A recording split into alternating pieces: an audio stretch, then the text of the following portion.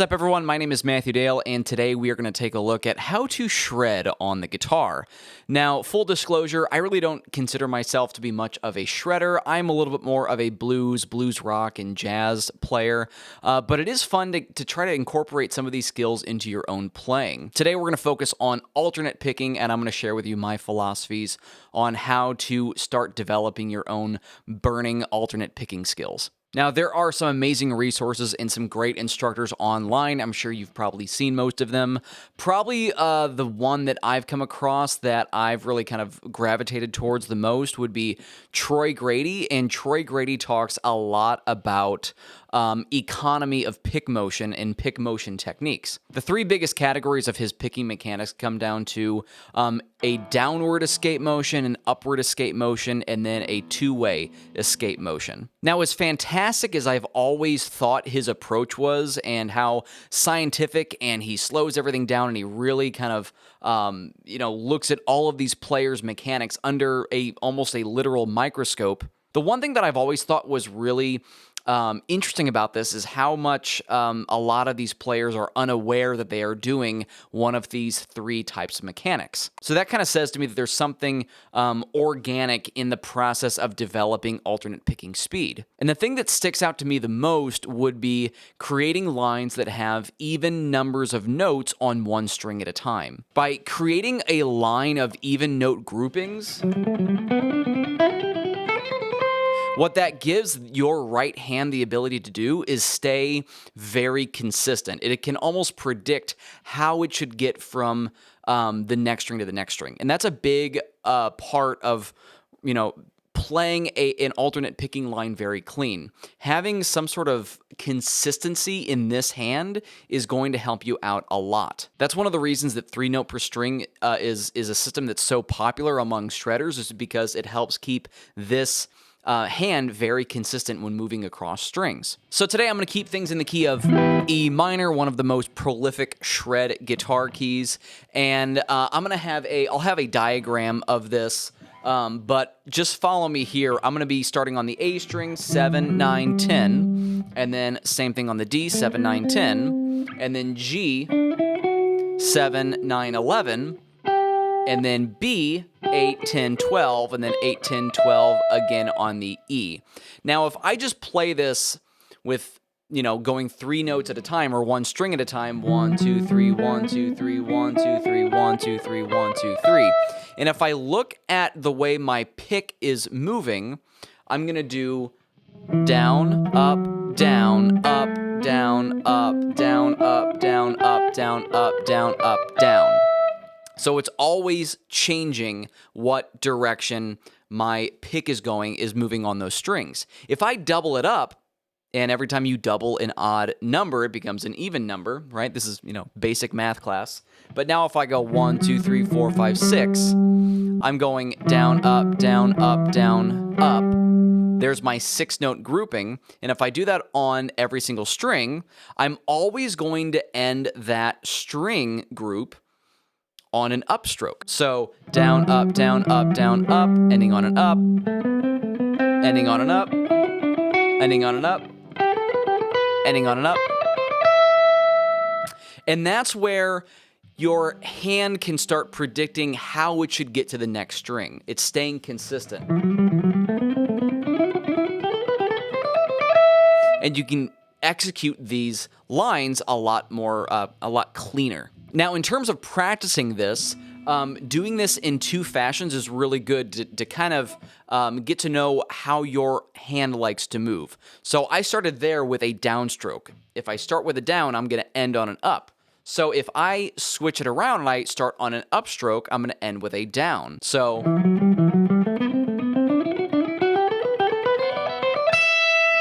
that feels a little bit foreign to me, but it is good to practice. Versus starting on a downstroke. Not the cleanest that I could probably do that. That feels just a little bit more comfortable to me when I play starting on a downstroke. Now, that's not really a super musical line, right? That's not terribly interesting. It sounds more like an exercise. and at this stage it is. Now, if I start on an upstroke, that's like the second half of my 6-note group, and it sounds a little bit more like a scale sequence. Up 6, back 3, up 6, back 3, up 6, back 3, like this.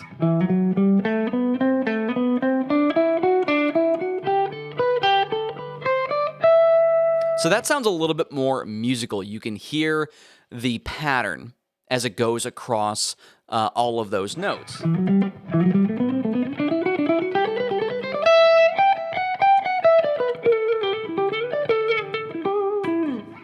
And then go into, some of your typical playing stuff. Now, while sitting and practicing this on my own,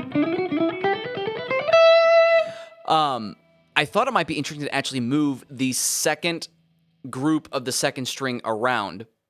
That's a weird way of explaining it, but here's what I mean. So, starting on an upstroke again from the very first, and then instead of just repeating 7, 9, 10, actually shifting through a position. Now it really starts to sound a lot more musical when you apply this across these 5 strings, across that whole scale. So I'm starting on an upstroke. This is straight alternate picking, and this is going to be the first example in my PDF that I'll have that goes along with this lesson. So starting on an upstroke, up, down, up, down, up, down, shifting back 1 fret. I'm going into this next position of the scale, and I keep going.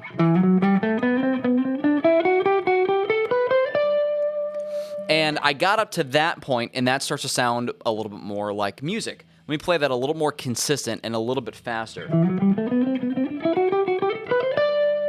So the effect of the line is 1, 2, 3, 4, 5, 6, back 1 note.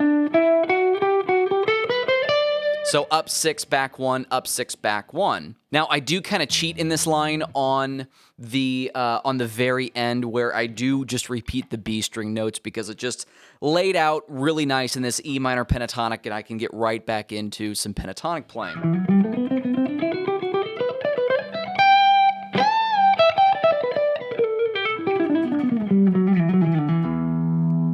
So I got some gain on. I'm going to play now. I don't have much in terms of delay, so you can really kind of hear the notes.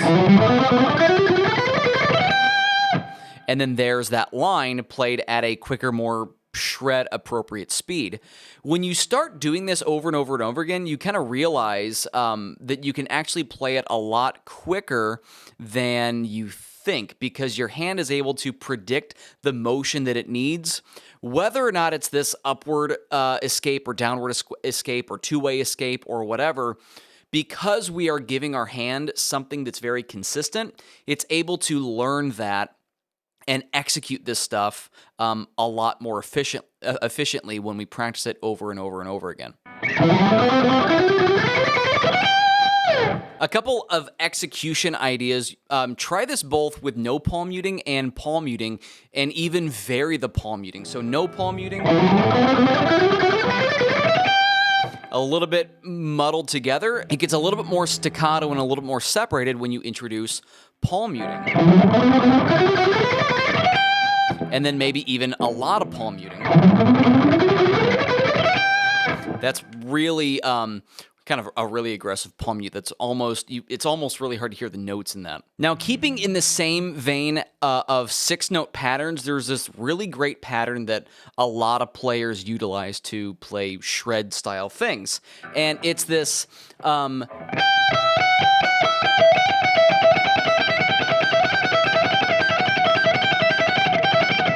this 6-note pattern here. So I'm back in like, E minor pentatonic or E minor scale proper up here.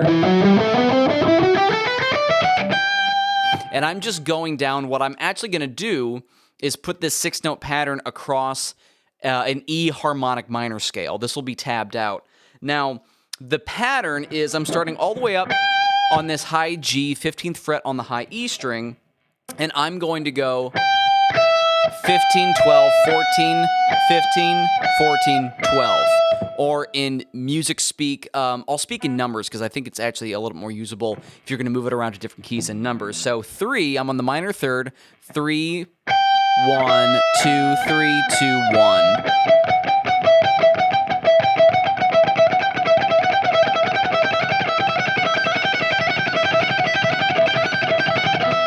And it's useful to really get that into your playing first before you apply it all across the fretboard. Again, 6-note pattern, it makes what is happening in our right hand predictable when we move from string to strings. And you can take this pattern and move it, you know, really wherever you want. So if I go back briefly to this 3-note per string scale, if I put that 6-note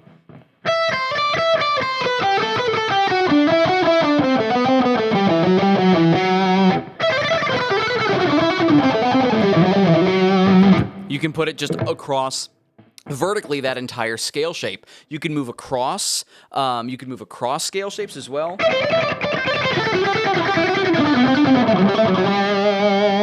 The line that I have tabbed out all the way back up here, starting on the 15th fret, is in harmonic minor. It almost gives us an Yngwie-like scalular sound.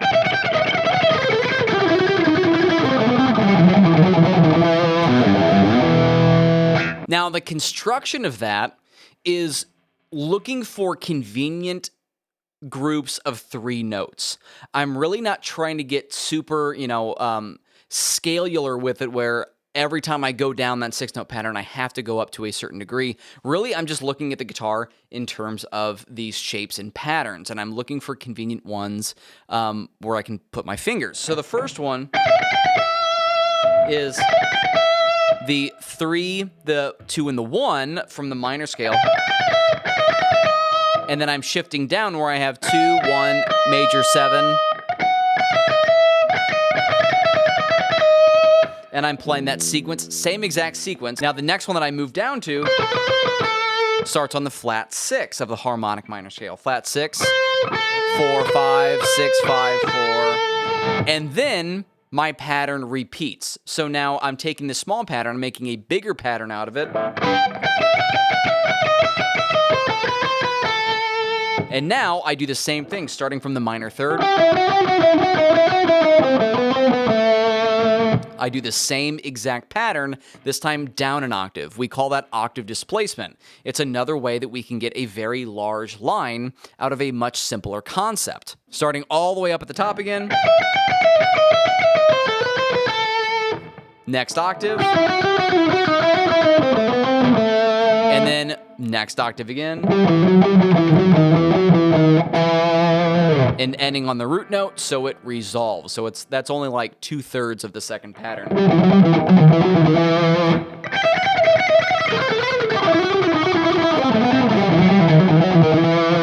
I'm sure you guys can practice that and play it much cleaner than I'm doing right now.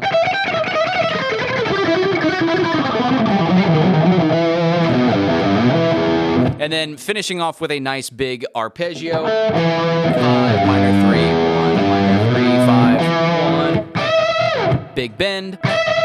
And that's how you can create a very interesting line like this for yourself. I'm going to throw some delay and even more crunch on for some epic tones.